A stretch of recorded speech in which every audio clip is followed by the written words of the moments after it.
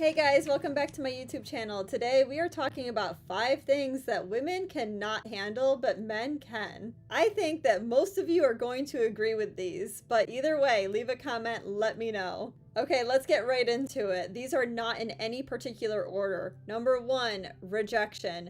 Women cannot handle rejection like men can. But if you think about it, men are trained from a young age to handle rejection because it really falls on them to approach women and ask them out on dates. Women do not experience this at all, especially when they're young, because they're the ones that are getting approached. They don't need to do that. It's because that's when they're most desired. So for women, it's just what they live. They get approached and they're asked out on dates, so they become accustomed to being the one to pick essentially who they say yes to. But I will say time and time again, even if she is attracted to a man, a woman will most likely not approach, like 90% of the time.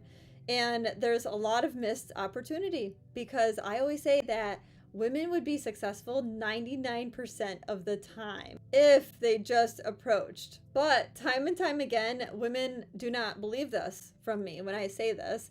And I realized recently that it is because their 99% in what they consider successful is not the same as men. This is because men, and in my brain, if a woman says, sorry, no thank you, I have a boyfriend, that is not rejection. That is just circumstance.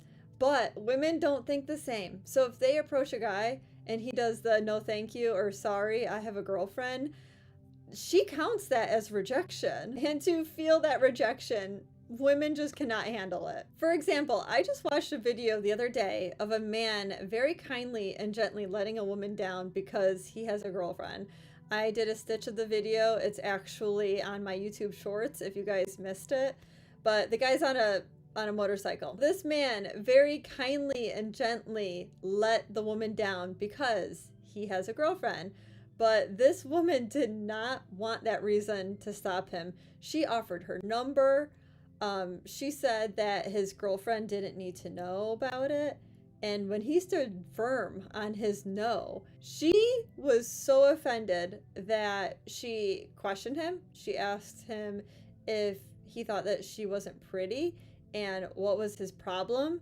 And then when that didn't work, she tried to reject him back by saying at the end that she actually didn't want to give him her number anyways. It's crazy, but that video is just another example of how a woman's ego just cannot handle rejection from a man. Number 2, women cannot handle putting in more effort than a man, especially in the early dating stages. I think this would feel like a slow death to most women. And I think this is because women equate his level of effort to her own level of worth, which means that she doesn't feel valuable when a man is not planning dates, paying for dates, and initiating phone calls and text messages. Now, I don't think that any man wants to or expects a woman to put in more effort than him when starting to date, especially, but he does want to see some amount of reciprocation